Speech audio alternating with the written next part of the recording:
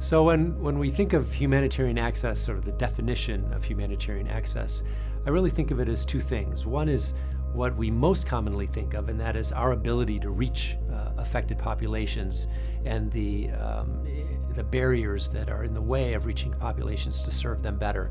But it's also the other way around. It's the way that people actually reach services from us, and the way we both give them the voice and the right to ask and to request and demand resources that we need to provide, and also the mechanisms to do that.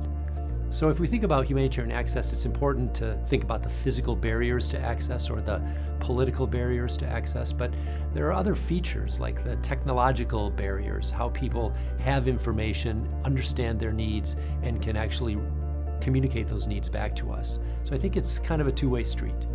So I believe that the United States plays a pivotal and probably the most central role in issues of humanitarian aid in conflicted environments and humanitarian access.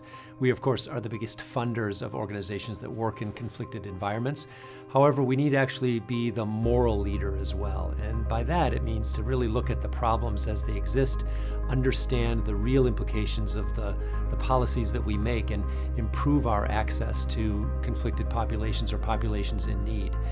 It's not enough to fund a program. I think we have to ensure from a policy perspective that we ensure appropriate access and appropriate quality of aid delivery, actually, to make the money that we spend most useful and most impactful.